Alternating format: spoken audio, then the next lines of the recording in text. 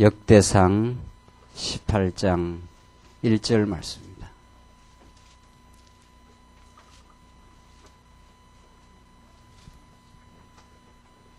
찾으신 줄 알고 봉독 드리겠습니다. 이후에 다윗이 블레셋 사람을 쳐서 항복받고 블레셋 사람의 손에서 가드와 그 동네를 빼앗고 또 모압을 치매 모압 사람이 다 다윗의 종이 되어 조공을 바치니라. 소바왕 하닷 에셀이 유브라데 강가에서 자기 권세를 펴고자 하매 다윗이 저를 쳐서 하맛까지 이르고 그 병거 1,000성과 기병 7,000과 보병 2만을 빼앗고 그 병거 100성의 말만 남기고 그 외의 병거의 말은 다 발의 힘줄을 끊었더니 다메섹 아람 사람이 소바왕 하닷 에셀을 도우러 온지라. 다윗이 아람 사람 2만 2천을 죽이고 다메섹 아람의 수비대를 두매 아람 사람이 다윗의 종이 되어 조공을 바치니라. 다윗이 어디로 가든지 여호와께서 이기게 하시니라. 6절까지 봉독드렸습니다. 우리는 지금 역대기상의 말씀을 통해서 하나님의 언약대로 세우신 다윗 왕국은 어떠한 역경과 대적들의 도전에도 불구하고 하나님이 그 다윗 왕국을 신실하게 계승시켜 나가시는, 끝까지 보호해 주시는 여호와 하나님이라는 사실을 우리가 이 말씀을 통해서 확인받습니다. 우리는 이 말씀을 바르게 신령한 양식으로 우리가 배우고 먹을 때라야 우리는 이 거칠고 황막한 세상, 죄악의 세력이 지금도 넘실대면서 우리를 우는 사자처럼 우리를 잡아삼키려고 덤비는 이 죄악 세상 가운데서도 하나님이 우리의 영혼을 끝끝내 지키시고 교회를 붙들어 인도해 가시는, 끝까지 예수님 오시는 날까지 지키고 계승해 나가시는 여호와 하나님이라는 사실을 우리는 이 말씀 속에서 확인받는 것이 너무도 중요합니다. 우리가 어떠한 환경이 형통하든지 우리의 삶의 여건이 아무리 평탄해도 우리가 하나님 아는 지식으로 우리의 머리가 채워지지 아니하면 우리는 혼돈과 방황을 겪게 됩니다. 어떤 다른 이유가 없습니다. 하나님 아는 지식이 우리의 심령을 지배할 때라야 우리는 확신에 차고 역경 속에서도 오히려 보호하시는 하나님을 우리는 확인받을 수가 있습니다. 하나님 절대 주권자 하나님이셔서 언약하시면 그 언약을 하나님이 기억하시기 때문에 다윗 왕국이 계승되고 보존되는 것입니다. 다윗이 의롭고 다윗이 지혜가 있어서 다윗 왕국이 보존되는 것이 아니라는 사실을 오늘 우리는 이 말씀 통해서 확인받으면서 오늘날 우리 교회가, 우리의 심령이 우리 자신의 믿음과 지혜로 서 있는 것이 아니라 다윗 언약대로 오신 참 왕이신, 왕중 왕이신 그리스도가 우리를 지키고 있기 때문에 우리가 오늘 이 자리에 건재하게 서 있고 당당하게 어둠의 세력을 향해서 도전해 갈 수 있다는 것입니다. 오늘 18장 내용은 이제 하나님께서 다윗 왕조를 이제 수립해 주시는데 그 수립의 계보를 밝히고, 하나님께서 지금 역대기 상하의 말씀은 이제 다윗 왕조를 계승하시는데 그 계승을 위해서 수립을 다윗 왕조를 역대상에서는 수립하고 그 다음에 역대하에서 이제 보호하십니다. 그 수립을 위해서 이 다윗 왕조가 수립된 것은 인간의 계획이 아니라 하나님께서 이미 오래전 영원 안에서 작정하시고 오래전 아브라함 이후에 이미 다윗 왕조를 세워주겠다고 하는 언약의 계획이 있은 거죠. 이걸 우리는 특별히 역대상하고 관련을 지어서 본다면은 다윗이 왕으로 서는 것은 이미 유다 아브라함에게 하나님이 약속한 바대로지요.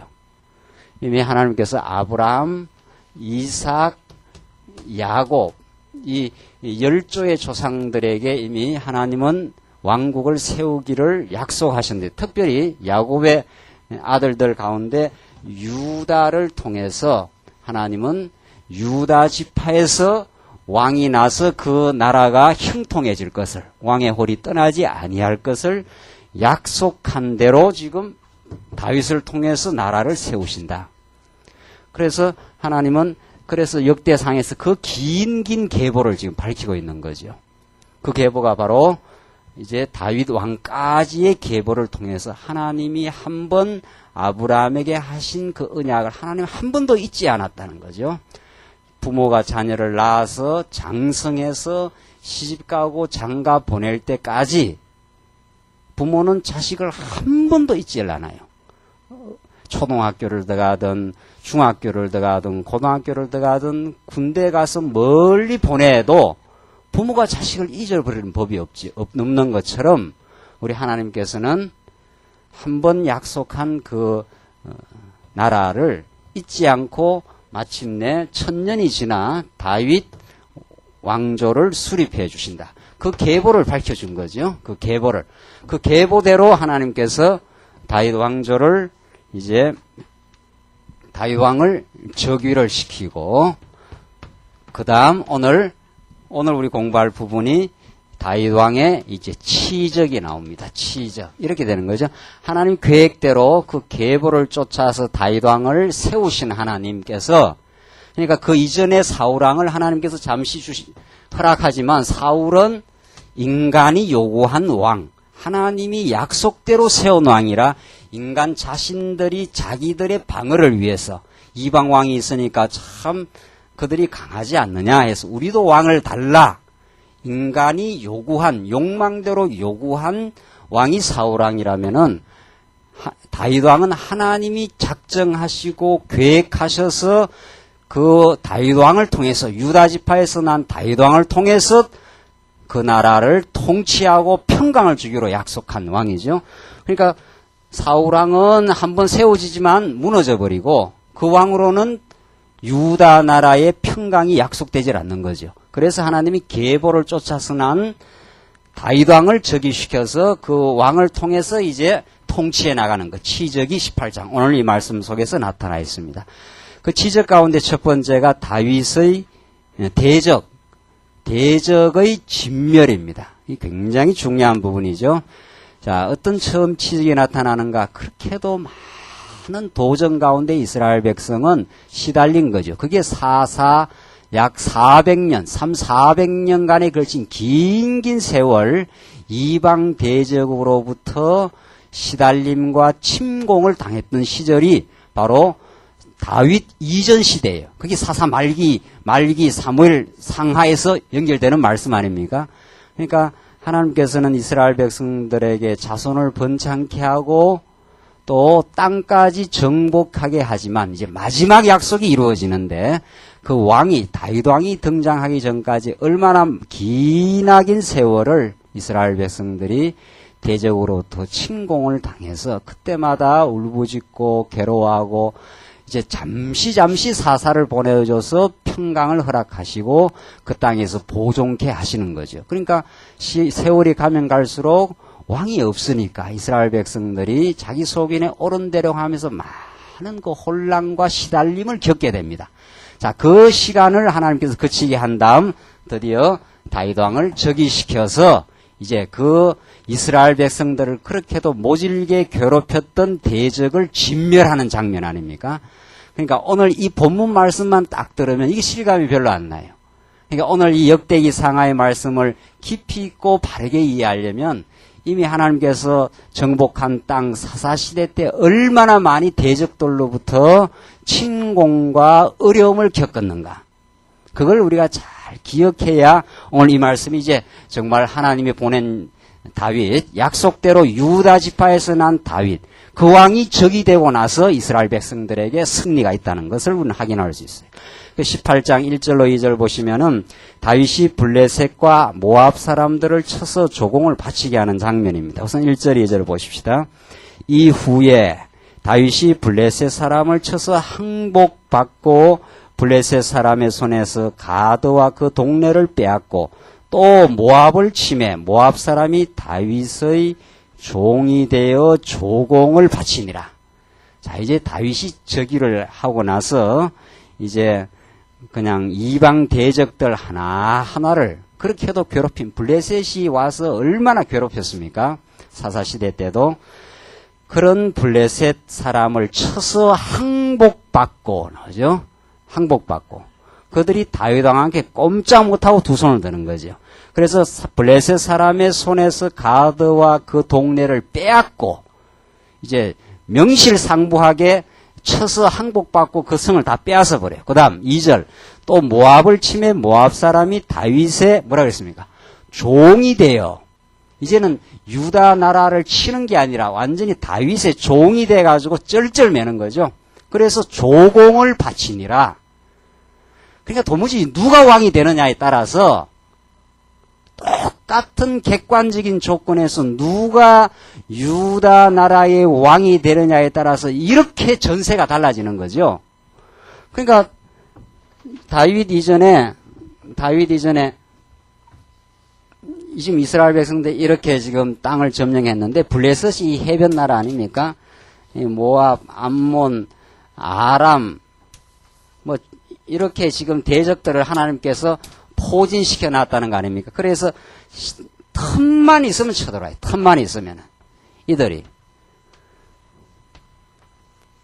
그러니까 이스라엘 백성들이 견딜 재간이 없는 거죠. 틈만 있으면 사사시대 때 밀고 들어와서 농사 지어놓은 거 전부 미디안이 쳐들어와가지고 기도원 때는 1년 내내 수고하고 땀 흘려 농사 지어놓은 거 몽땅 다 쓸어가 버리잖아요. 이게 대적들이 와서 이스라엘 백성들을 괴롭히는 장면입니다. 그 대적이 지금 다윗 왕이 등장하기 전에나 등장한 전에나 후에나 대적은 똑같아요. 대적은 객관적인 조건은 똑같은 거거든요.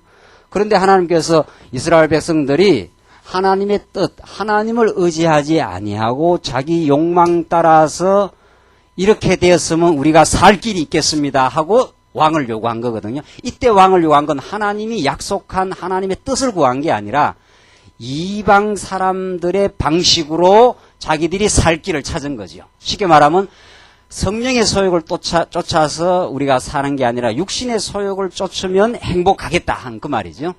그게 사울왕을 이스라엘 백성들이 요구하고 하나님이 그걸 허락해 줘 버려요. 그러면 너희 뜻대로 한번 해봐라.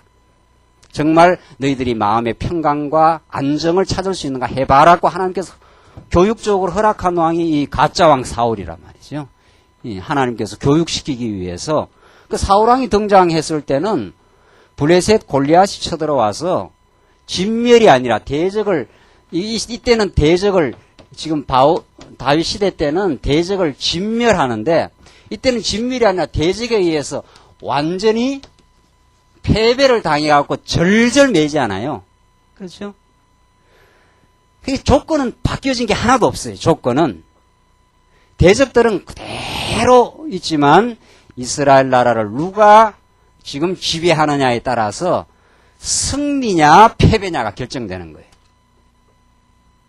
이게 이제 하나님께서 우리를 승리해 가시는 승리의 원리입니다. 그러니까 너들 인간의 힘으로는 인간의 지혜로는 절대로 어둠의 세력, 우리의 육신의 소욕을 처복종시킬 수 없다. 오히려 패배한다는 것을 보여주고 다윗 왕이 등장해야 모든 그 괴롭히는 대적들을 전부 하나하나 블레셋도 모압도 아람도 지금 이제 계속 진멸시켜 나가요. 지금 그걸 우리에게 가르쳐 주는 거예요. 그걸. 이걸 평생 우리가 깨닫는 거죠. 평생 우리가 깨달아가면서 다윗 왕보다 더 우월하신 메시아, 참 영원히 우리를 다스릴 통치하실 우리 메시아가 등장해서 그 진리가 우리 안에서 역사해야 우리가 승리가 보장된다는 거죠. 그걸 우리가 평생 깨달아가는 게. 그래서 하나님께서는 때로는 우리 육신의 소욕에다 맡겨도 놔요. 우리 뜻대로 그냥 맡겨놔. 너 실컷 한번 마음의 평강 찾는가 한번 노력해봐라. 우리가 이 말씀 깨닫기 전이가 다 그랬고, 말씀 깨닫고 나서도 하나님께서 훈련을 시킬 때는 우리 육신의 소욕에다 그냥 맡겨놔요. 그래서 참 내 마음의 평강과 승리가 있는지 없는지를 하나님께서 경험을 시키는 거죠. 자, 그래서 지금 다윗 왕이 등장해서 지금 블레셋을 쳐서 동네를 빼닫고 모압을 쳐서 전부 모압 사람들이 절절 매면서 조공을 바치는 이 역전의 드라마가 지금 이루어진 거죠. 3절 보십시다. 3절로 8절 보시면 소바와 다메섹과 아람 사람들을 쳐서 조공을 바치게 합니다. 소바, 다메섹, 아람 줄줄이 이제 하나씩 쳐 진멸해 나가는 장면입니다. 3절 소바왕 하닷 에살이 유브라데 강가에서 자기 권세를 펴고자 하며, 이거 재밌지 않아요? 지금 다윗 왕이 등장한 줄을 모르고 소바왕 하닷 에살이 유브라데 강가에서 자기 권세를 쫙 펴서, 그 힘의 싸움이거든요. 이 세상은 미국과 어디의 싸움이에요? 지금 후세인하고는 싸움이 안 되잖아요. 후세인은 이 세상 전부가 물리적인 힘의 충돌이거나 영적 싸움의 그 충돌, 그 힘의 싸움이에요. 어떻게 하든지 힘 있는 사람이 이기는 거예요. 그러니까 물리적인 힘은 폭력적으로 사람을 지배하고 괴롭히지만 이 영적인 힘이라야 우리 영혼의 승리를 보장하고 우리 다른 지체의 승리를 우리가 도울 수 있는 거죠. 이 현상적으로는 힘의 논리예요. 힘의 논리. 우리가 얼마나 말씀의 지배를 받아 그 말씀의 힘을 힘입어 우리가 사느냐, 지금 그 문제거든요. 우리 인생의 지금 승리의 비결은. 그런데 지금 소바왕 하닷 에살이 여기 유브라데 여기 위에 사람이에요. 여기서 자기 권세를 펴려고 쭉 힘의 확장, 팽창 정책을 막 펼치는 거지. 이렇게 밀고 들어오려고 지금. 지금 북한과 지금 후세인, 미국 지금 동북아 지금 일대, 이 전부 다 지금 힘의 논리에 의해서 서로 자기의 세력을 팽창하고 자기 권세를 펼치려고 하는데 그 힘의 충돌이 지금 일어나고 있지 않아요? 지금 계속해서. 그게 지금 물리적인, 이 군사적인 힘의 충돌도 그러하듯이 이 영적 전쟁이 그러하다는 거예요. 어둠의 권세가 우리를 잡아먹으려고 계속 지금 밀고 들어오고 하나님께서 우리를 말씀을 통해서 그 말씀의 힘에 의해서 이제 충돌해 나가는 거죠. 어둠의 육신의 소욕은 더 탐욕 부려라. 지금 가진 거로는 안 돼. 사람으로부터 인정받는 게 참 나한테는 좋은 거야. 자꾸 어둠의 세력이 우리의 심령을 심령을 펼치고 들어오려고 지금 들어오는 거죠. 근데 하나님 말씀이 들어오면은 오늘 내가 가진 것으로 만족하고 하나님의 큰 사랑 깨닫는 걸로 행복하고 오늘 이렇게 예수 믿고 우리 지체들과 함께 교회 생활하는 것이 얼마나 큰 행복인가. 오늘 주어진 내 삶의 조건이 가장 하나님께서 좋게 하신 것이라 이게 말씀을 통해서 내 심령을 지배해 들어와요.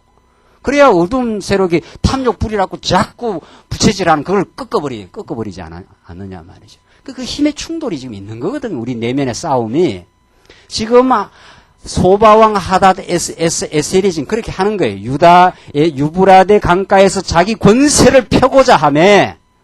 그런데 다윗 왕이 그냥 있나요? 그걸 보고 다윗이 저를 쳐서 하마까지 이르고 그 병거 1,000성과 기병 7,000과 보병 2만을 빼앗고, 이게 뭐 엄청난 대승리 아닙니까? 병거 1,000성. 1,000성이라는 게 그거 막 전차 부대 같은 거예요. 병거. 요즘 개념으로 하면 탱크거든요. 뭐 후세인이 탱크가 많다는데 탱크도 얼마 없지 않았어요? 예, 워낙 게임이 안 되니까. 그런데 이 소바왕 하닷 에살은 굉장한 부대예요. 병거가 전차가 1,000대니까 그게 막 어마어마한 전차 아니에요. 그걸 막 밀고 지금 자기 권세를 펴려고 지금 남향 정책을 쳐갖고 밑으로 이스라엘 백성을 잡아먹으려고 지금 내려오는 거거든요. 그런데 다윗이 딱 등장해서 그들을 지금 진멸시켜 나가는 거죠. 기병 7,000이에요. 말이 7,000마리니까 7,000마리니까 얼마나 많겠어요. 얼마나. 우리 지금도 막 한 수백 마리가 말이 막 달린다 해보십시오. 지금 그게 그 세력이 얼마나 그 강한 세력이냐 말이죠. 못 이겨요, 우리가. 하나님께서 어둠의 권세를 이렇게 강하게 만들어 놨어요. 그것보다 더 강한 자가 이제 다윗 왕이라는 거지. 우리 힘으로는, 이스라엘 백성들의 힘으로는 이길 수가 없어요. 골리앗 하나 등장해도 그냥 꽁무니가 그냥 빠져라 하고 도망치고 벌벌 떨고 있잖아요. 그뿐 아니에요. 보병이 2만이에요. 보병이 2만. 이 당시에 2만이라면 요즘으로는 200만이나 되는 거죠. 요즘 개념으로 말하면. 이 당시에 뭐 숫자가 얼마나 살았습니까? 이게 얼마나 전인데. 그러니까 굉장한 군대다 그 말이죠. 지금 성경이 그걸 다 밝히는 거 아니에요. 보병 2만을 빼앗고 그 병거 100승의 말만 남기고 그 외의 병거의 말은 다 발에 뭐를 끊어요? 힘줄을 끊으니라. 발에 힘줄을 확 끊어버리면 어떻게 되는 거예요? 말이라는 거는 잘 달려서 이게 군사력이 되는 건데 막 달려가지고 막 적진을 향해서 막 그냥 공격해 들어가는 이 공격용 이 무기인데 뭐 발에 막 힘줄을 확 끊어놔 버렸으니까 이게 뭐 절단이 난 거죠. 절단이라는 말 씁니까 이거? 확 끊어져 버린 거죠. 그만큼 말씀의 위력이 강한 거예요. 다윗 왕이 하는 일이 이방 대적들의 그 아주 그냥 그 핵심부를 그냥 끊어버린 거죠. 그러니까 지금 미국에서 막 바그다드, 저는 TV 잘 보지도 못했어요. 뭐 영어로 나오니까 재미도 없고 해서 뭐 영어를 TV 영어를 알아들을 수가 있어요. 제가 신학 영어나 좀 알아듣지. TV 영어는 그거 뭐 한 10년이나 살아야 알아듣는다며. 그 뭐 TV 볼 시간도 없고 또 볼 의미도 없고 해서 보지도 않으면 그냥 들리는 소리만 좀 들었는데 그 미국이 바그다드 점령할 때는 그 핵심 부위를 그냥 정보로 레이더로 다 잡아내가지고 그 핵심 부위를 막 그냥 다 찍어서 그냥 폭발을 해버리는 거 아니에요. 막 레이더 기지 같은 거 말이죠. 막 무기고 같은 거 이런 거. 막 그런 걸 찔러버리면은 그냥 붕괴돼 버리잖아요. 뭐 다시는 힘을 못 쓰거든요. 레이더 기지 같은 거 폭파시켜놔보면 뭐 통신이 돼야 전쟁을 하지. 통신이 돼야. 그래서 전쟁에서 이기듯이 우리가 왜 하나님 말씀을 그렇게 갈고 닦고 공부하고 뭐 아침부터 뭐 8, 9시 반부터 와서 신학 공부하고 여기서 공부하고 오후에 또 공부하고 뉴질랜드 일주일에 한 번밖에 공부 안 해요? 뉴질랜드 교회는? 그것도 20분 그것도 빼딱하게 다리 꼬아갖고 목사 설교하는 거 그냥 듣고만 있어요. 성경 보지도 안 해, 성경을. 성경 안 봐요, 성경을. 안 갖고 다녀요, 성경을. 거기에서 무슨 무기가 만들어지겠느냐 말이죠. 거기서 안 만들어져요. 무기가 없으니까 그냥 다 뭐 점령을 하는 게 아니라 점령을 당하는 거지 오히려. 그게 지금 세계교회 현장 아니냐 말이죠. 지금 한국교회도 마찬가지죠. 새벽기도 모이라 해도 뭐 성경을 가르쳐야죠. 그냥 어디서 징징대기나 하지 말이죠. 성경을 가르치나요? 왜 우리가 이렇게 성경을 체계적으로 배우고 늘 그 무기를 갈고 닦고 하고 있느냐 말이죠. 우리 시시때때로 모이면 말씀 가르치지 않아요? 어린애들한테도 가르치고, 신학도 가르치고, 주일날도 가르치고, 수요일날도 가르치고, 화요일날도 성도대학 가서 가르치고 말이죠. 그거 가서 우리가 배우고 말이죠. 이 보통 일이 아니에요, 이게. 그렇게 칼이 날카롭게 예리하게 갈려져야 이방 대적들의 핵심부를 찔러 들어가지요. 칼이 뭉뚱하면 그거 찔러도 뭐 찔리지도 않는 거 칼 하나 가지고 나와서 전쟁 되겠느냐 말이죠. 그래서 평소에 우리가 얼마나 말씀으로 잘 무장해서 그 칼을 갈아서 다윗처럼 아주 힘줄을 끊어버려야 되죠. 힘줄을. 원천을 끊어버려야 돼요. 그 힘을 쓸 수 있는 원천을. 그 이방 대적은 우리한테 욕심을 자꾸 불러일으키는 거거든. 너 지금 가지고 있는 거로 만족 못 하잖아. 너 미래는 어떻게 하려고 그래? 그 핵심부를 끊어버려야 되거든요. 하나님이 절대 주권자야. 이렇게 나가야죠. 하나님이 내 인생을 지금까지 보호하셨고 인도해 오셨는데 무슨 소리 하느냐 해버려야 되죠. 그 이방 어둠의 소욕이 내 귀에다가 자꾸 그걸 집어넣어줘요. 그렇게 지금 준비해가지고 당신 미래가 지금 어두워. 노후 보장 되겠어? 아이들은 어떻게 하고? 자꾸 어둠에 서로 잡히는 거예요, 지금. 어둠에. 그걸 그 핵심을 끊어버려야 되거든요. 하나님이 다 보호하셨으니까 앞날도 하나님께서 가장 선한 길로 인도하셔. 딱 끊어버려야죠. 그 생각을. 그걸 못 끊어요. 못 끊어요. 내 힘으로는 자꾸 걱정이 되는 거 어떻게 해요? 걱정이. 들어만 놓으면 그 걱정이야. 들어만 놓으면. 그걸 어떻게 끊겠느냐 말이지. 못 끊어요. 절대로. 대직이 얼마나 강하고 찔긴데. 힘줄을 다윗이 끊어버렸어요. 5절 다메섹 아람 사람이 소바왕 하닷 에셀을 도우러 온지라. 이거 보십시오. 이방 대적들도 자기들끼리 합세를 해요. 그러니까 소바왕이 지금 힘줄이 끊어져서 지금 뭐 그 핵심 부대가 그냥 무너져 버린 거 아니에요. 그러니까 다메섹 아람 사람이 도우러 와요. 이제 조금 뒤에 가보면은 우리 이스라엘 백성들끼리도 이제 협력을 하고 도와요. 그러니까 대적은 대적끼리 막 연합 전선을 해서 밀고 들어오려고 하고 있고, 여기에 이스라엘 백성들도 다윗 왕이 딱 등극을 하면은 다윗 왕의 그 부하들이 있지 않아요. 부하들도 서로 도와가면서 진지구척을 해서 막 싸움을 해나가는 거예요. 이게 이 치열한 싸움을 교회가 하는 거죠 지금. 그러니까 하나님께서 우리를 양육시키고 무장시켜 간다는 것은, 진리로 생활로 체제로 무장시켜 간다는 것은 이 체제 내에 내분이 사라지고 서로 견고하게 은사가 존중되어서 견고한 체제를 만들어가는 거예요. 그러나 아직도 말씀이 깨달음이 우리가 약하고 어리면은 내분이 많은 거죠. 내분이 많으면 저쪽에서는 막 협력해서 밀고 들어오는데 여기서는 협력이 안 되면은 막 여기에 막 점령을 당하게 되는 거예요. 그게. 그러나 이쪽에서 진리에 의해서 서로가 견고하게 무장되어서 서로 강한 진지가 구축되면 저쪽에서 아무리 밀고 들어와도 막 막아내는 거죠. 지금 그 싸움이에요. 지금 이방 대적들도 그냥 안 있어요. 막 여러 사람이 막 그냥 연합해서 밀고 들어온다고요. 여러 나라들이.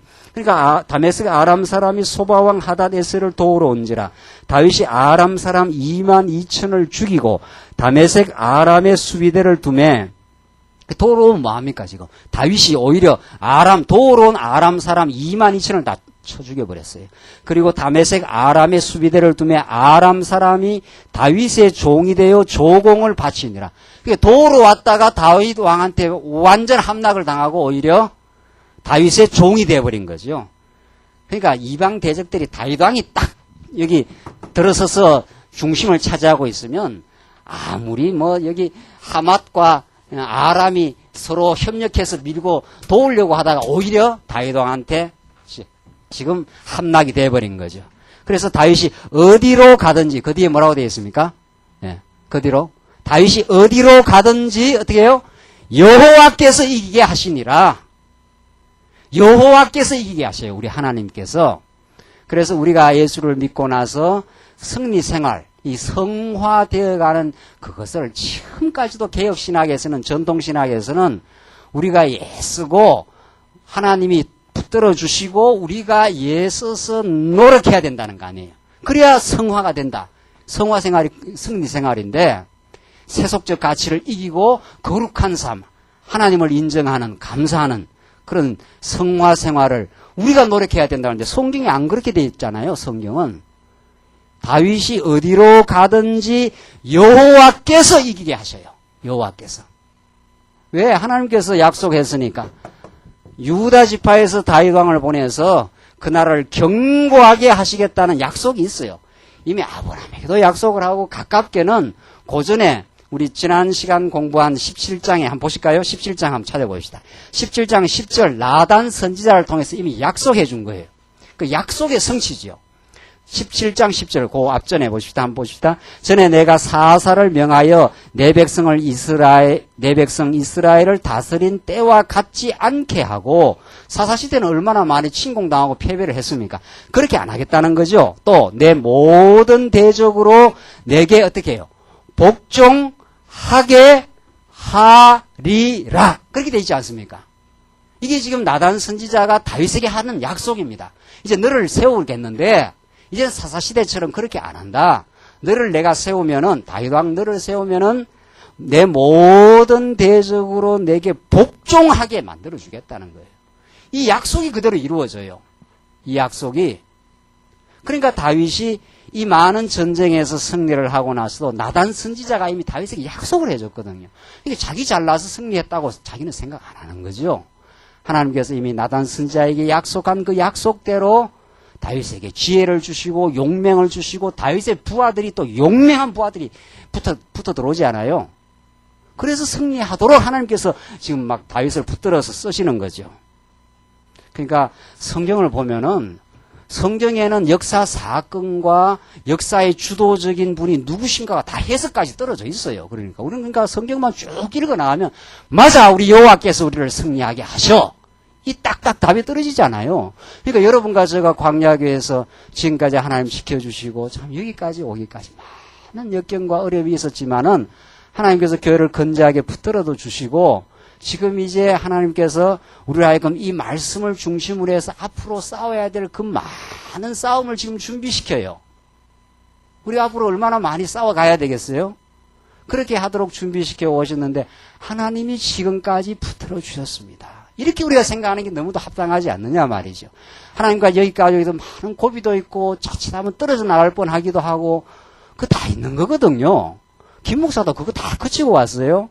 여기까지 오기까지 얼마나 많은 위기가 있었고 개인적으로나 심령적으로나 많은 위기가 있었는데 붙들어서 여기까지 온 것은 하나님 붙들어서 승리하게 한 거거든요. 하나님께서 패배하도록 놔둬버리면 아주 떨어지는 거지 어떻게 할 거예요. 그러니까 우리가 승리했을 때 하나님이 하셨습니다.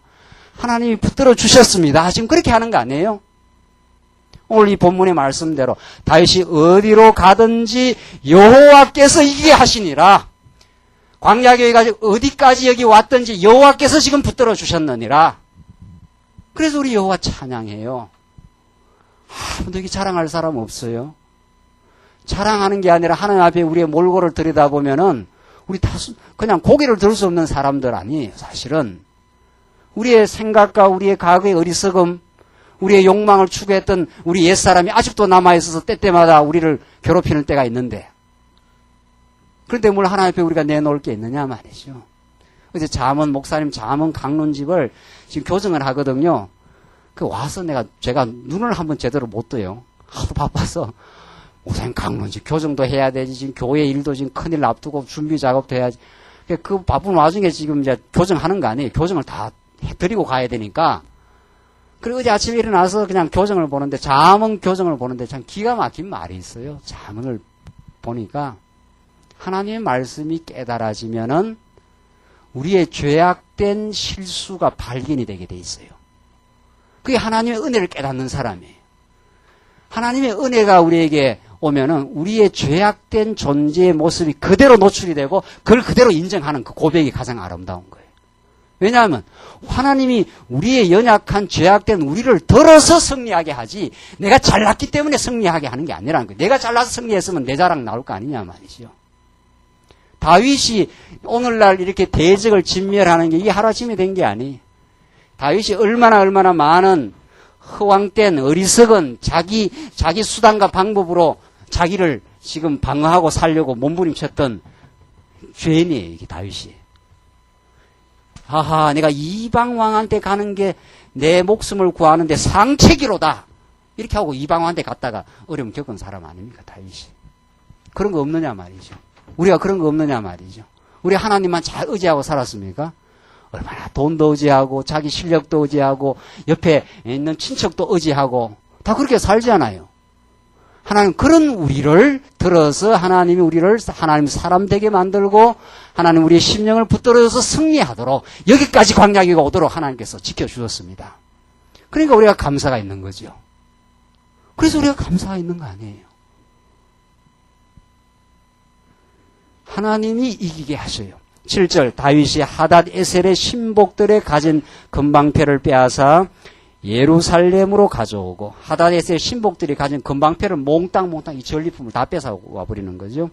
또 하닷 에셀의 성읍 디브핫의 군에서 심히 많은 놋을 취하였더니 솔로몬이 그것으로 놋바다와 기둥과 놋그릇들을 만들었더라. 이방 대적에서 다 취해가지고 그것으로 성전을 짓는 제목으로 다 삼아버리는 거죠. 자, 9절 보십시다. 9절. 18장 9절 말씀 보시면은 9절로 13절 하맛 왕이 예물을 보내고 에돔 사람들도 쳐 섬깁니다. 이제 가는 곳곳마다 승리해요.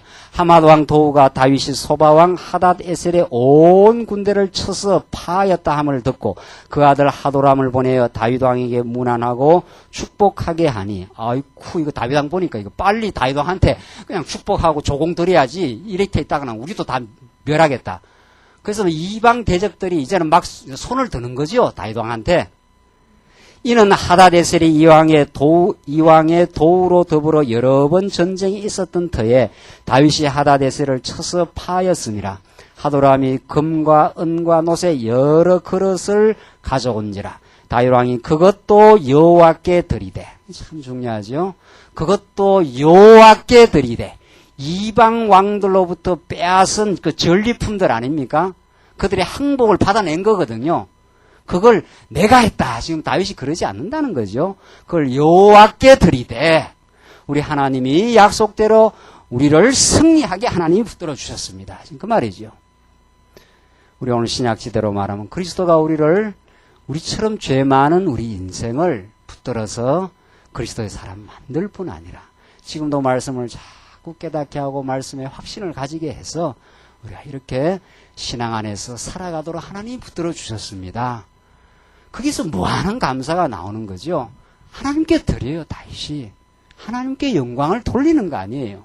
이게 인생의 궁극 목적이거든요. 이 땅에 사는 궁극 목적.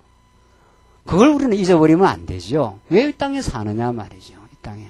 우리가 왜 이 땅에서 고생도 하고 직장생활도 하느냐 말이죠. 마지막에 나를 여기까지 인도하시고 보호하신 여호와 하나님. 그 하나님께 지금 영광을 돌려드리는 거죠. 에돔과 모압과 암몬 자손과 블레셋 사람과 이 전부 이방을 둘러싸고 있는 괴롭히던 백성들 아닙니까? 이거 아주 모진 백성들이에요. 역사 이래. 또 아말렉 등 여러 족속에게서 취하여 온 은금과 함께하여 드리니라. 이게 전부 이방 백성들에게 다 빼앗아가지고 그걸 다 하나님께 돌려드린 거지요. 우리 하나님이 승리케 하셨습니다. 이 말이죠. 12절 수라의 아들 아비새가 염곡에서 에돔 사람 1만 8천을 쳐 죽인지라. 대단해요. 이 아비새는 다윗의 신복 부하 아닙니까? 13절 다윗이 에돔의 수비대를 두매 에돔 사람이 다 다윗의 뭐가 돼요? 종이 돼요. 전에는 다윗 유다 나라를 막 그냥 짓밟았던 그런 침략자들이 이제는 다윗 왕 앞에서 다윗의 종이 되니라. 다윗이 어디로 가든지 또 나오죠?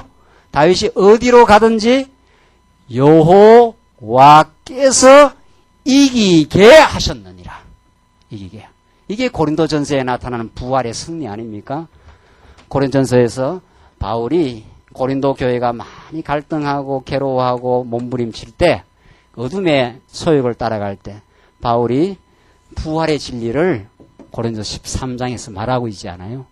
예수님이 십자가에 죽으시고 우리의 모든 죄악을 다 도말하시고 이제 승리하셨지 않느냐? 사망한 너의 쏘는 것이 어디냐?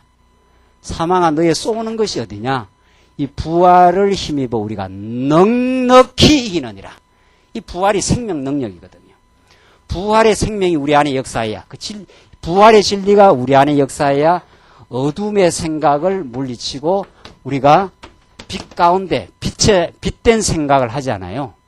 자꾸 어두운 생각은 우리 생각을 어둡게 어둠의 소욕은 죄악 권세는 우리를 어둡게 만드는데 예수님은 그 어둠의 권세를 괴멸시키고 부활을 해버렸으니까 그 부활의 진리를 우리가 깨닫기 시작하면은 모든 게 긍정적이고 매사에 하나님의 뜻을 발견하고 어떤 갈등과 어려움이 있어도 이 일을 통해서 나를 더 낮추시고 하나님의 능력을 드러내고 있다. 그 문제의 좌소를 내 안으로 끌어당기면서 자기를 발견해 나가게 되죠. 그래서 자기 허물을 인정하면 끝나는 거예요. 우리가 허물진 백성인데 허물진 백성인 걸 인정하면 그리스도의 부활이 우리에게 살아 움직이는 거 아니에요. 그렇게 하면 우리가 얼마나 실수가 많고 어리석음이 많아도 하나님이 그 실수 때문에 우리를 박대하지 않아요. 실수를 통해서 우리의 연약함을 인정하고 그리스도의 능력을 우리가 의지하라는 거니까. 그러니까 실수라는 건 그렇게 좋은 거예요. 실수라는 거는. 우리가 몇 차례 실수를 겪을 때 그 뼈아픈 실수가 우리들에게는 하나님을 믿는 밑거름이 되는 거죠. 그래서 하나님 실수케 해버려요. 다윗왕이 우리 다음 시간 공부하는 다윗왕이 이렇게 찬란한 치적을 하고 나서 다윗왕한테 하나님께서 무슨 실수를 하게 합니까? 모르십니까? 예? 다 배웠는데 이제 다시 또 해야죠. 예. 성경은 자꾸 배워야 돼. 뭐 이제 알아도 그때마다 배우는 양식이니까 무슨 실수를 시켜버립니까? 다윗왕한테 인구조사를 시켜버려요. 이렇게 그냥 혁혁한 공을 세우는 다윗왕에게 인구조사를 서로 시켜버린다고요. 그래서 다윗이 또 납작 엎드러지지 않아요. 하나님 참 우리를 하나님 사람의 작품으로 만들어내요, 하나님이. 김 목사가 여러분들을 교육시키겠습니까? 어불성설이에요, 어불성설. 그냥 하나님께서 저는 조금 이론적으로 깨달은 걸 곧이곧대로 분명하게 전달만 해라. 교육은 내가 시키겠다, 이 말이에요, 하나님께서. 하나님이 교육을 시키지. 제가 어떻게 교육을 시키지. 하나님께서 여러분과 저의 삶을 사업 현장에 때려 넣어놓고 훈련도 시키고 안 되게도 하고 되게도 하고 실수케도 하고 급하게 막 사업을 해서 실수도 하잖아요. 그래서 저는 우리 집사님들 사업하고 다 아니까 이렇게 가서 이렇게 보면 지난 주간도 그 사업하시려면 그냥 막 바빠. 그러니까 자꾸 어려움을 하나님께서 겪는 거지, 실수를 하니까. 그래서 제가 그랬죠. 참 지금 다 틀어먹었어도 그래서 세속적으로 말하면은 참 패배자처럼 되어버렸지만은 하나님은 그 많은 실수와 어리석음이 우리 성도님의 신앙을 키우는 큰 자산입니다. 큰 자산. 우리는 실수 안 하고 뭐 반듯하게 자라면 좋은 줄 알지요. 안 그래요? 많이 실수하고 헤매 본 사람이 야, 이건 내 힘으로 안 되는구나 하는 걸 아주 뼈저리게 깨닫지 않아요. 뼈저리게. 그래서 다윗왕, 이렇게 잘 나가는 다윗왕을 왜 인구조사를 시켜갖고 또 실수게 합니까? 그래서 끝까지 하나님 우리를 죽는 날까지 교육시켜요. 자기를 의지하지 말고 하나님만 의지하라는 하나님의 그 교육의 명령이지요. 그것만 깨달아지면 우리에게 그대로 지혜가 생겨요. 자, 그래서 하나님께서는 다윗이 어디로 가든지 여호와께서 이기게 만듭니다. 14절로 이런 이제 승리를 거치면서 다윗 왕이 이제 백성들에게 각종 직무를 맡겨서 나라를 통치해가는 장면이 참 재미난 부분 아니에요? 14절로부터 한번 보세요. 다윗이 온 이스라엘을 다스려 모든 백성에게 공과 의를 행할세. 수루아의 아들 요압은 군대 장관이 되고 아힐룻의 아들 여호사밧은 사관이 되고 아이두베의 아들 사독과 아비아달의 아들 아비멜렉은 제사장이 되고 사워사는 서기관이 되고 여호야다의 아들 브나야는 그렛 사람과 블렛 사람을 관할하고 다윗의 아들들은 왕을 모셔 대신이 되니라.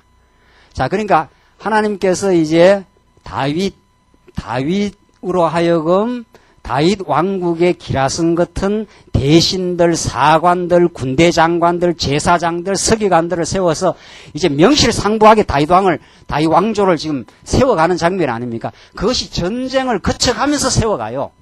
전쟁을 거쳐가면서. 그러니까 우리도 마찬가지예요. 하나님께서 우리 생활 가운데 계속 진리의 이론으로만 깨닫는 게 아니거든요. 그래서 우리 하나님의 생활 가운데 무장도 시키고 연단도 겪어가면서 그 싸움을 거쳐가면서 우리로 하여금 체제로 무장시켜가는 것처럼 똑같아요. 구약이나 신약이나. 그러니까 교회도 이런 어려움도 주고 저런 과제를 하나님께서 맡겨요. 우리를 시험대 위에 늘 올립니다. 우리 교회로 하여금 그 시험대에서 우리가 하나님 의지하는 믿음을 하나님께서 키우시고 그 다음에 일꾼을 세우시고 이렇게 해나가는 것처럼 구약이 꼭 지금 그런 부분 아닙니까? 그러니까 하나님께서 이미 인재들을 하나님의 나라의 인재들을 다윗 주변에 놔놔요. 그러나 그 이전에는 사울왕이 등장했을 때는 그렇게 일꾼이 안 서는 거죠. 다 일꾼이 그냥 잠재해에 숨어 있어요. 숨어. 하나님 일꾼들이 다 숨어서 있다가 사울왕 때는 그냥 패배만 당하고 그냥 짓눌려 있다가 이제 다윗왕이 등장해서 이제 하나님의 능력을 힘입어서 승리를 해가며 전쟁해가는 과정에 이제 하나님이 준비해 놓은 일꾼들이 이제 서서히 등장을 하는 거죠. 그래서 다윗 왕조가 이제 정말 견고하게 체제로 무장이 돼 가는 거죠. 저는 사실 솔직하게 광야교회에 하려고 생각도 안 한 사람이고 저는 그때 유학 갈 준비를 다 지금 준비해나고 광야교회 생각도 없던 사람이에요. 나이가 좀 들면 젊은 날에는 내가 내 힘으로 좀 벌여서 교회를 그냥 봉사한다는 이 생각을 저희들은 그렇게 배웠어요. 말씀 듣는 초기에. 뭐 사례를 받는다 이런 게 지금도 어색해요. 지금도. 이제는 많이 이제 익숙해졌지만은 그 익숙해진 게 꼭 좋은 것도 아니에요. 예. 지금 많이 익숙해졌지만은 그냥 젊은 날은 열심히 밖에 나가서 일도 하고 제가 가지는 은사대로 일하면서 교회는 와서 열심히 봉사하고 뭐 계기가 되면 좀 말씀을 가르치고 저는 지방에 있으면서 그렇게 가르쳤거든요. 가르쳐서 사례 받아본 적 없어요. 사료를 10년 동안 받아보고, 제가 말씀 깨닫고부터 말씀을 전거했으니까. 그게 좀 이상하죠? 말씀 깨닫고부터 전거했다니까. 뭐가 조금 약간 모자라는 사람 아니에요. 뭐 깨닫고 많이 좀 준비가 돼서 전거했는데, 그냥 하나님께서 깨달으면서 청년들이니까 뭐, 이렇게 가이드를 한 거죠. 뭐 전거를 했다기보다도. 근데 생각도 없는 사람을 하나님께서 교회 목회를 하도록, 말씀을 전가하도록 하나님께서 전격적으로 몰아붙이고, 막 그렇게 해서 정신없이 온 거예요, 여기까지. 저는 원래 공부를 하고 싶었고, 그냥 학문을 제가 하고 싶었고, 그렇게 해서 저는 일을 하고 싶어요. 사회생활을 하고 싶은 사람이에요, 저는. 지금도. 지금까지도 그런 거 하지 않아요, 들어. 그렇게 해서 열심히 살면서 교회 와서 봉사하고, 그런데 하나님께서 그걸 많이 허락하지 않아요. 너는 말씀 연구하고 가르치는 은사가 있으니까, 너 점점 이제는 딴짓 할 시간이 없어. 내일 모레 50이 다 됐는데, 이제 그렇게 자꾸 몰아붙여 가는 거거든. 지금까지는 그렇게 훈련을 밖에서 좀 받았고, 제가 왜 이야기를 합니까? 무슨 제가 교회를 세워야 되겠다라든가, 교회를 세워서 일꾼을 세워야 되겠다, 이런 계획이 없던 사람이에요. 그냥, 말씀이 좋아서 살았고, 하나님께서 듣는 성도들을 옆에서 붙여주니까 그 시간 그냥 전할 뿐이에요. 제가 무슨 목적과 의도가 있는 게 아니에요. 교회를 세워야 되겠다는 그런 목회 지향적인 그런 목적이 있는 사람도 아니에요. 그냥 성도들이 자꾸 오시지 않아요. 이거 못 말리는 거예요. 제가 어떻게 와서 말씀 들으라 하겠어요? 하나님께서 광야교회를 이 시대에 꼭 필요한 교회로 하나님이 작정을 해놓았기 때문에 제가 어디를 못 가는 거예요, 지금. 하기가 뉴질랜드는 잠깐 갔다 왔지요. 하나님 그렇게 해놨기 때문에 성도님들을 같이 말씀을 전할 사람도 있어야 되고 들을 사람도 있어야 돼요. 오늘 목사들은 그런 자는 거 아니에요. 목사가 괜찮은 직장처럼 보여. 가만히 보니까. 목사는 말이지. 세상살이 시달리는 이해관계에서 안 사는 것 같기도 하고 말이지. 그러니까 직장 비스무리하게 신앙 간다는 거 아니에요, 요즘에. 그래갖고 듣는 사람도 없는데 자기 목사 하겠다는 거예요. 듣는 사람도 없는데. 저는 목사를 가능하면 안 하려고 하잖아요. 제 심정을 모르겠습니까?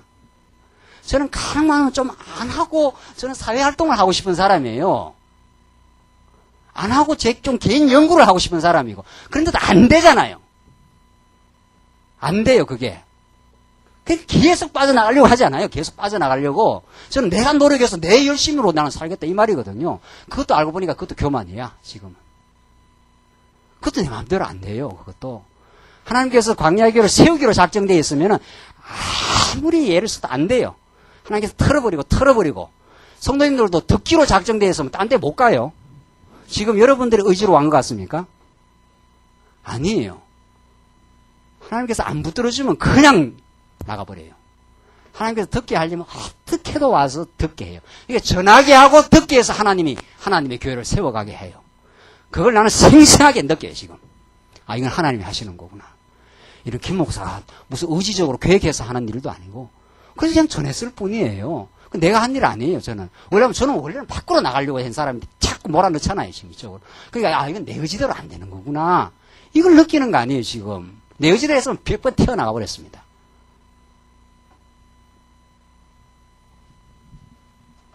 그 성도님들도 자꾸 말씀 듣겠다 오시는 거 아니에요. 그걸 어떻게 말려요? 그 오시는 분을 나가라 그러겠어요? 저는 제 생각은, 제 솔직한 심정을 저는 지금 성도님들 좀 더 적었으면 좋겠어요. 왜? 인간적으로 말하면 왜? 그래야 제가 신방할 것도 적고, 제가 연구하고 공부하는 걸 좋아하니까. 그쪽이 제 시간을 더 많이 가져야 되니까. 지금 자꾸 최근에 새로운 성도들 오면, 큰일 났다. 이거 어떡하나. 우리 목회는 기존 목회하고 달라요. 기존 목회는 신방 15분, 10분 하면 간단히 해주고, 우리는 신방했다 하면 막 서너 시간이야. 제대로 신방했다 하면. 한 사람을 그렇게 우리는 오래 이야기하고 그 10년까지 끝까지 들어서 이야기를 해야 되니까. 보통 많은 영혼이 아니에요, 지금. 나는 이 영혼, 내가 감당을 못 하겠어요, 감당을. 하나님 어떻게 하려고 자꾸 이렇게 오시냐 말이죠. 저는 그게 기존 목회자하고 다르죠? 기존 목회자는 더 안 왔으면 눈이 뻘개갖고 말이지. 총동원 전도주의를 하잖아요. 오시는 거 어떻게 해? 오시는 걸 이제 감당해야지. 들으시려고 오시는데. 그저 하나님이 김 목사 통해서 그냥 말씀대로 증거해 너는 가서 그래서 그냥 돼 가는 것 뿐이에요. 무슨 의도가 있느냐 말이에요. 여기에 인간적인 계획이 있느냐 말이지. 없어요. 그런 거. 인간적인 계획이라면 그냥 100번 튀어나가 버렸어요. 하나님이 붙들어서 했어요. 하나님이 우리로 하여금 이 진리를 깨닫게 하고 지켜가게 하고 여러분과 제가 함께 진리를 듣고 진리의 멍에를 메고 보람된 삶을 살게 하시는 하나님의 아름다운 뜻이 있어서 우리를 이렇게 지금 몰아붙이고 있어요. 이게 하나님이 하시는 일 아니냐 말이죠. 이제 내일 모레 이제 일꾼까지 세워요. 전에도 2년 전에 세우고 다시 세워요. 이게 하나님이 세우시는 일이 김 목사가 계획한 거 아니에요? 물론이지. 이제 요번에 이렇게 생각을 한 건 하지요. 뭐, 그전에부터 광야기 시작할 때 어떻게 해야겠다, 12년째 장로를 세우겠다, 뭐 이런 계획이 없어요. 그냥 말씀 전하고 계속 가는 거예요. 계속 가면서 그때 하나님의 인도와 때를 따라서 그냥 가는 거죠. 무슨 계획을 가지고 있어요, 제가. 성도님 계획 그렇게 가지고 광야기 시작했습니다. 이 광야기 초기부터 계신 분들 다 계시잖아요. 10년째 일꾼 세운다. 12년째 장로님들 세운다. 뭐 이런 계획 있습니까? 또 다음 한 15년째 뭐 하겠다 계획 있어요? 12년째 하면 죽을지 몰라요, 우리가. 내일 일을 아무도 몰라요. 하나님이 지금까지 너무도 잘 인도해 왔어요. 하나님이 지켜줬다고 그렇게 믿어요. 하나님이 인도를 했어요. 분명히. 앞으로 우리 광야교회를 하나님이 세워가셔요. 하나님께서. 그 하나님이 행하시는 일을 우리가 보는 거죠. 다윗이 수많은 대적들을 지금 진멸시켜가면서 때가 되니까 숨어있던 제목들이 나타나지 않아요. 그러니까 요압은 군대 장관, 아일룻의 아들 요사밧은 사관, 아히두베의 아들 사독과 아비아델의 아들 아비멜렉은 제사장이 되고 사워사는 서기관이 되고 이게 다 숨어있던 사람들이 이제 나타나는 거거든요. 서서히 이제 일꾼으로 등장해요. 제가 일꾼을 모으겠어요? 광야교회에서 일꾼을? 우리 집사님 여기 우리 교회 와서 안수 집사님 되시고 권사님 되시고 장로 되시고 이렇게 모으겠느냐 말이죠. 이게 하나님 하시는 일 아니냐 말이죠.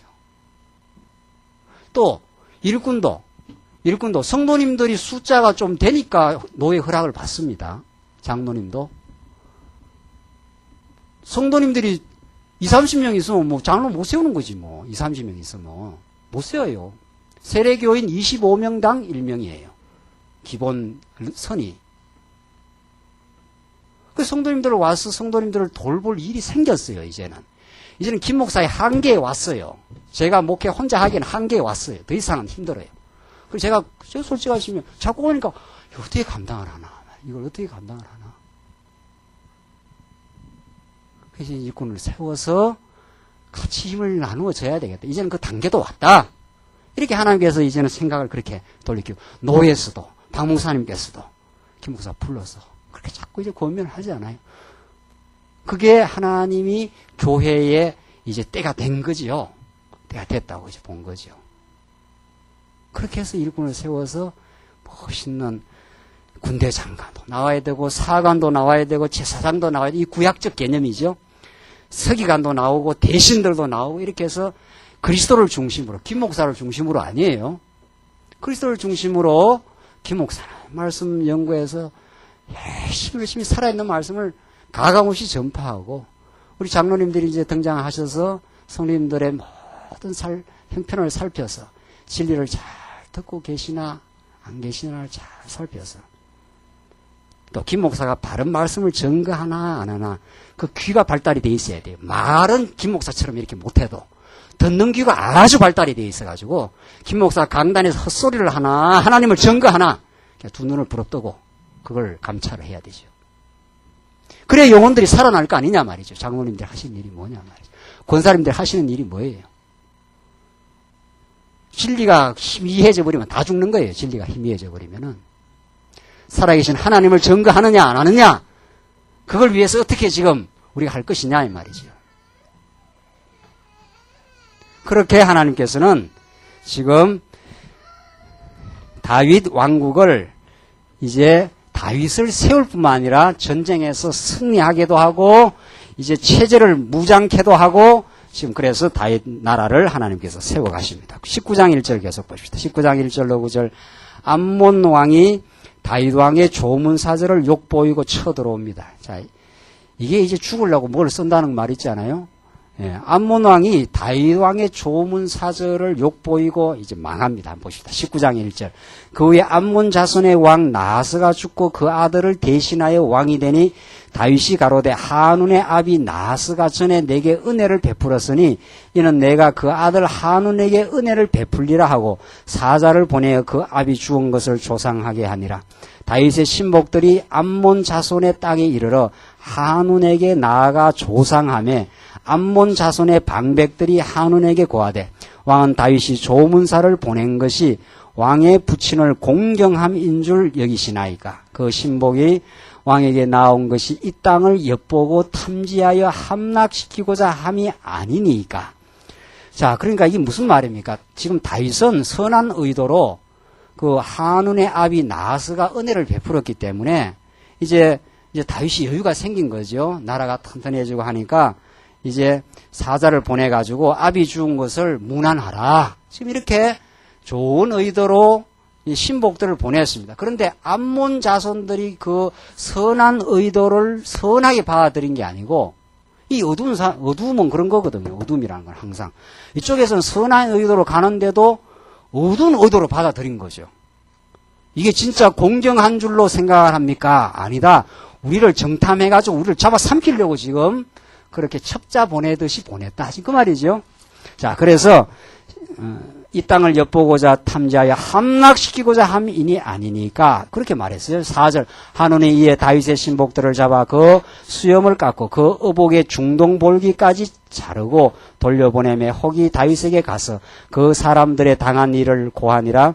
그 사람들이 심히 부끄러워하므로 다윗이 저희를 맞으러 보내어 이르기를 너희는 수염이 자라기까지 여리고에 머물다가 돌아오라 하니라. 자, 그래서 얼마나 수치를 당해서 다윗이 너희들 수염이 자라기까지 있다가 돌아오라. 지금 이렇게 됐죠. 6절 계속 보십시다. 19장 6절 계속. 암몬 자손이 자기가 다윗에게 밉게 한 줄을 안지라. 아하, 이게 이제 다윗의 심정을 비위를 건들렸다 이 말이죠.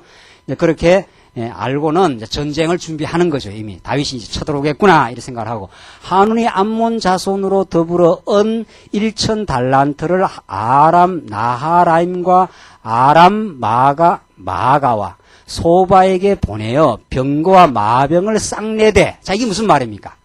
한운 그 왕이 한운이 암몬 자손으로 더불어 은 1,000달란트를 아람 사람한테 보내요. 그러니까 용병을 구한 거죠. 군사를 많이 구한 거예요.